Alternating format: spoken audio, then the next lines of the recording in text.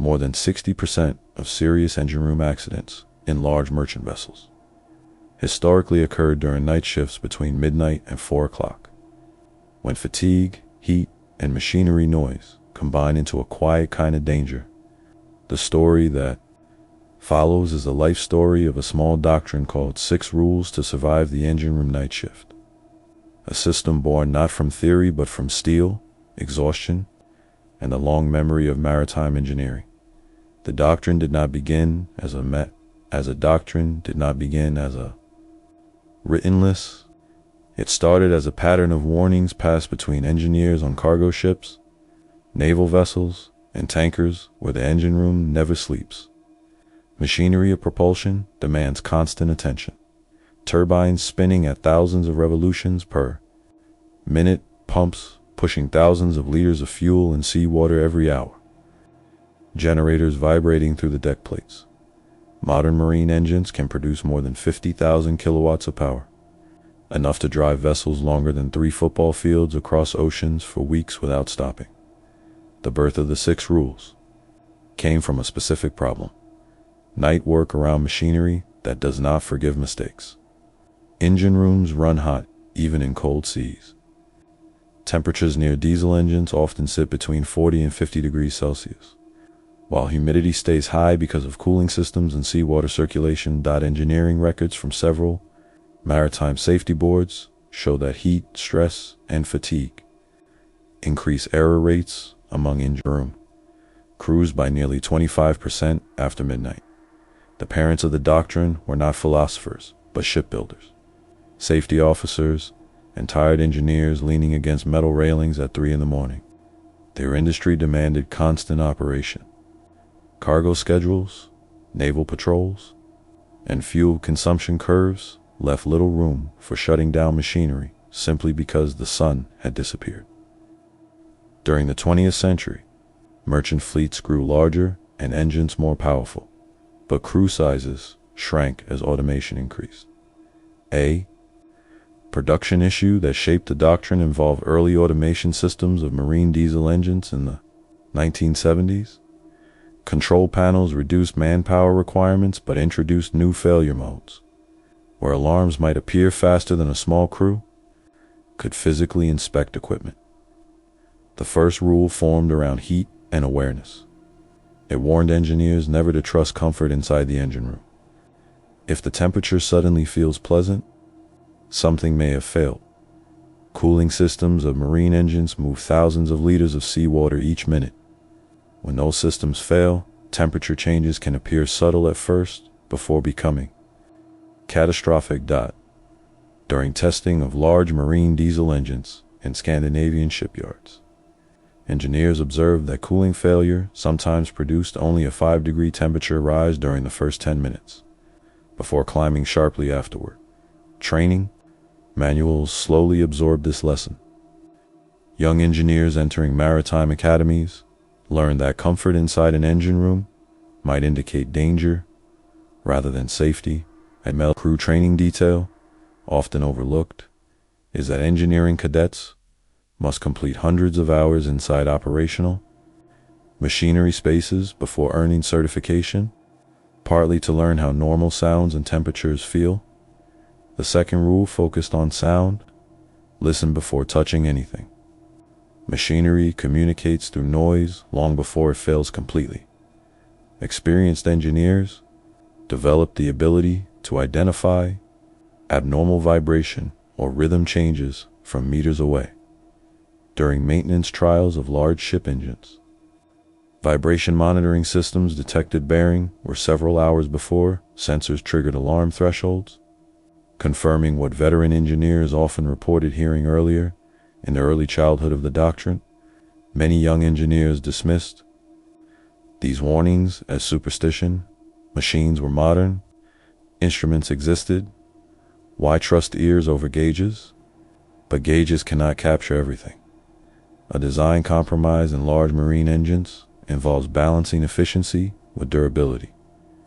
Engineers often allow minor vibration ranges that are technically safe but perceptible to trained. Human hearing. The third rule addressed lighting.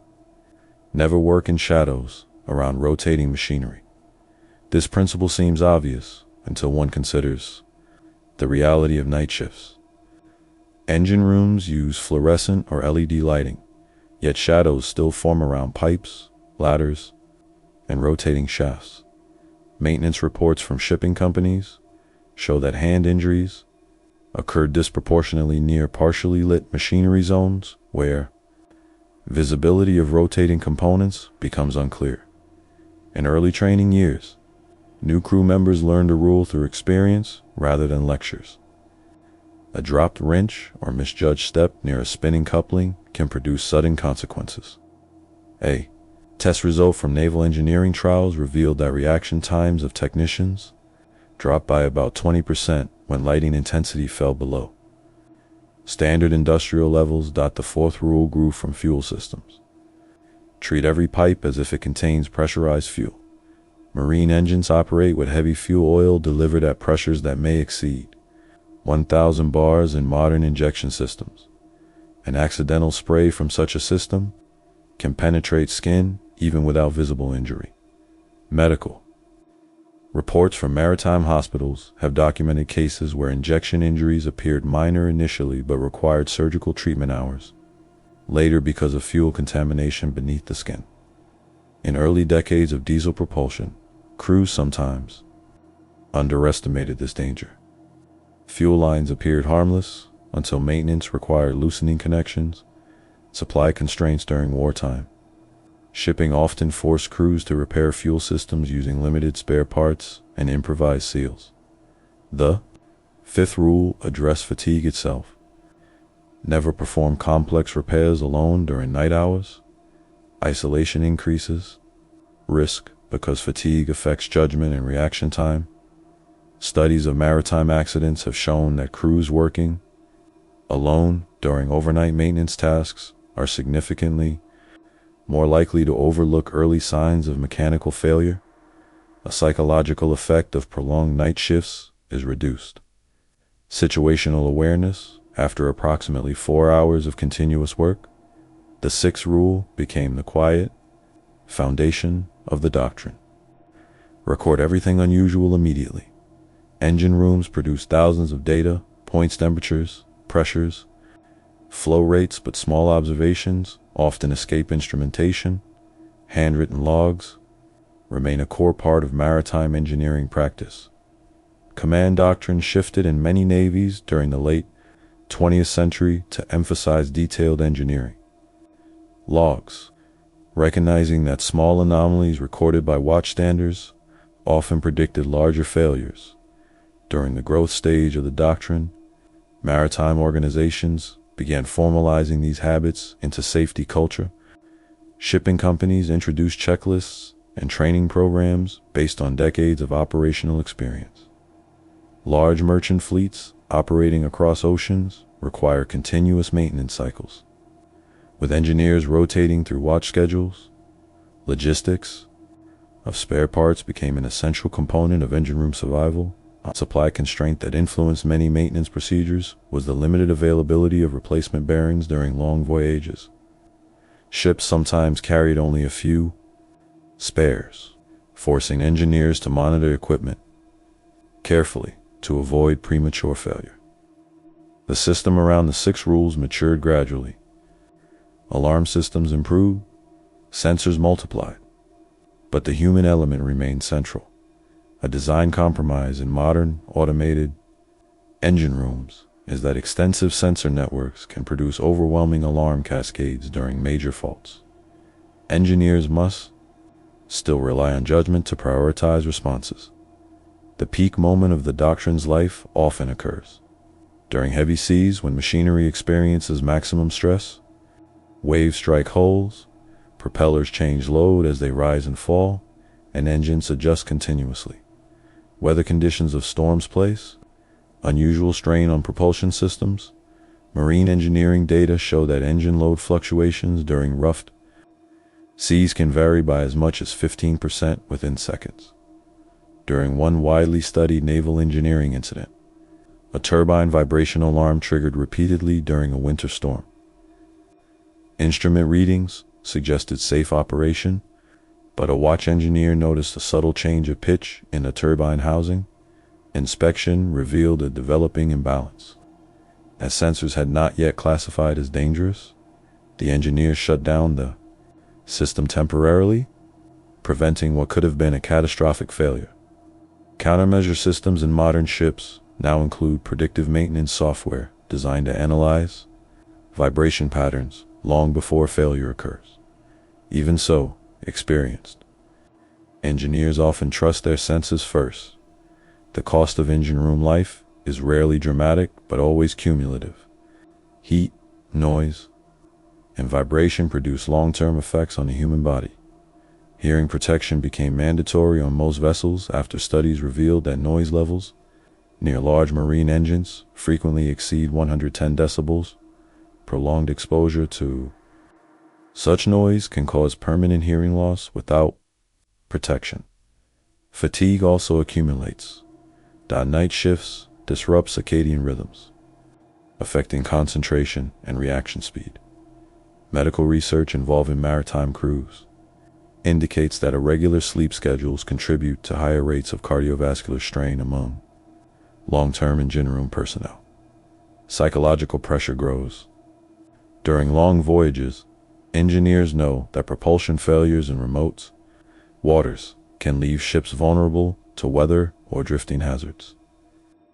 A lesser-known fact of crisis response shows that early information sharing often determines how quickly help can be provided if something goes wrong. Nothing dramatic happened that night.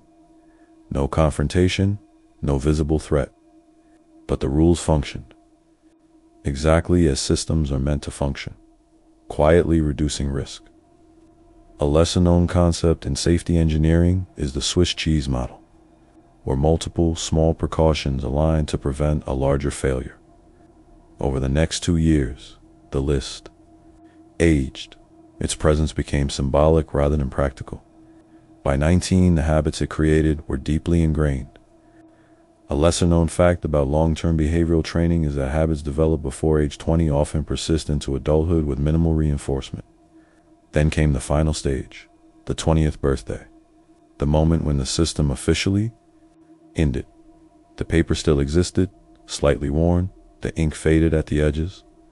A lesser-known archival fact is that ordinary household documents stored in typical indoor conditions can remain legible for more than 50 years. The rules did not vanish. That day, they simply stopped being mandatory. The person who received them had grown into the system they created. A lesser-known sociological observation is that many family traditions or rules are designed not for permanent enforcement, but for temporary guidance during transitional years. The legacy of the list was not obedience, it was awareness. Later, in life, similar principles appeared in different forms: workplace safety procedures, travel planning, risk assessment. A lesser-known connection is that many professional safety doctrines, from aviation checklists to military field protocols, use the same philosophy: simple written rules repeated until they become instinct.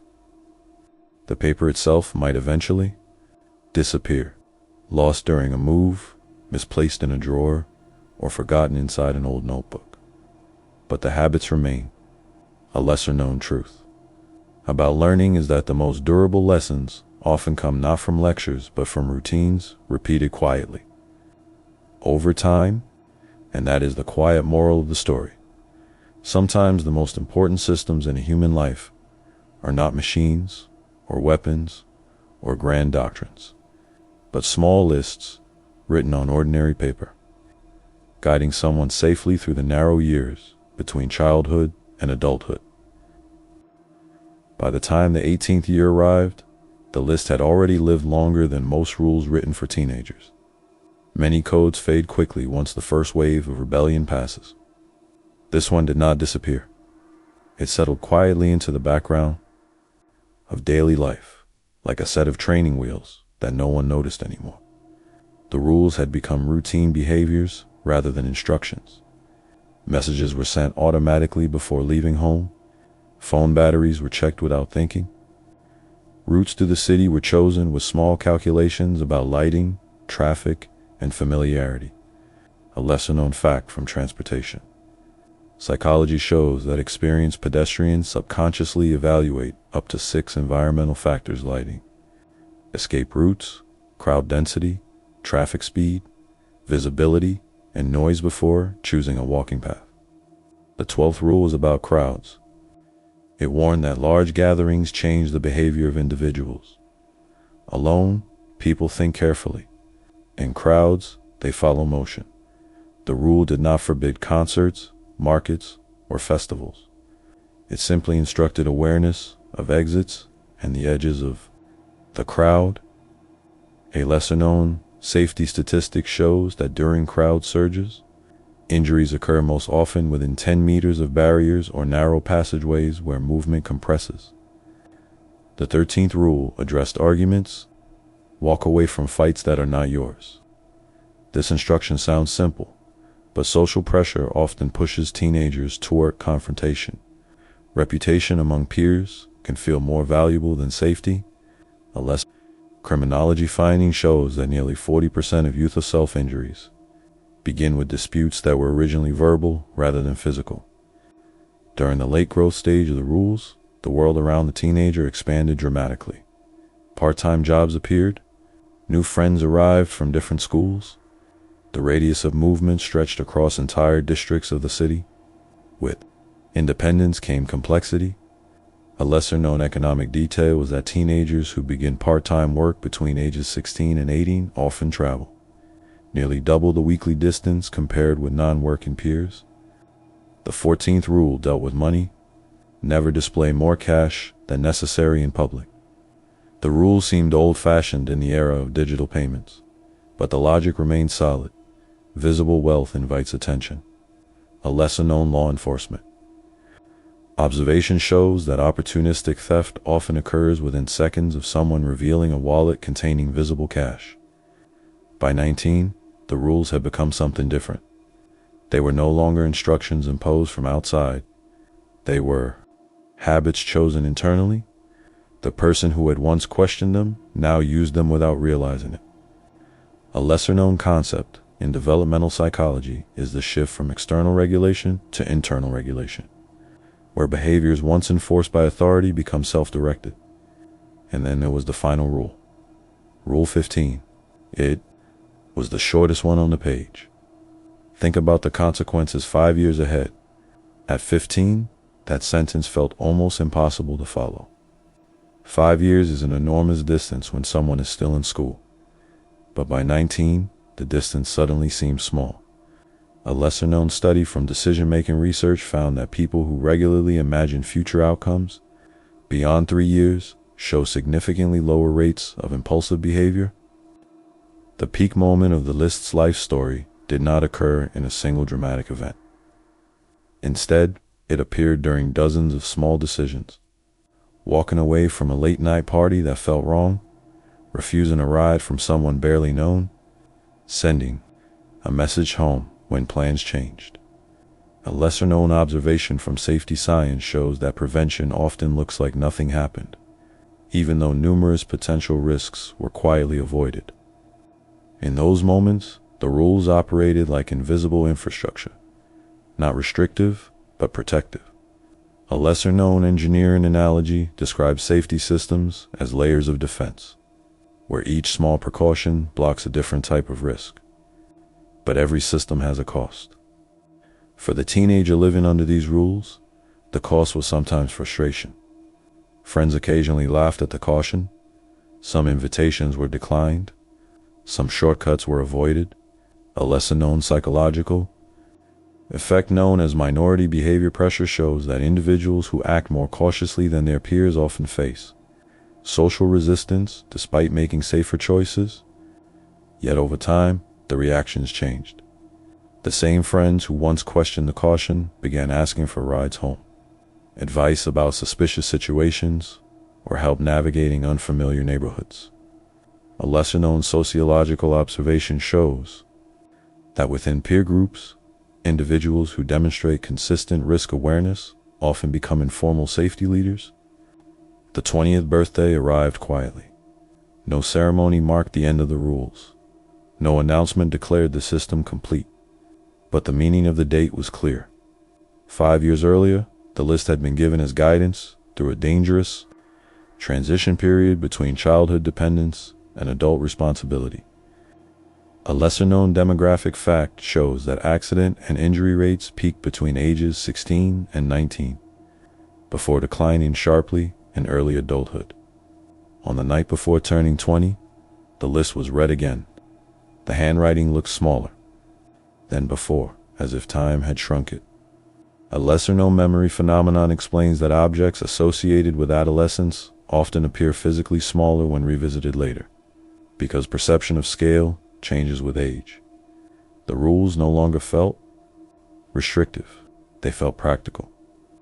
Each one addressed a different category of risk: location, trust, communication, transportation, social pressure, secrecy, digital interaction, time, money, conflict, and long-term thinking.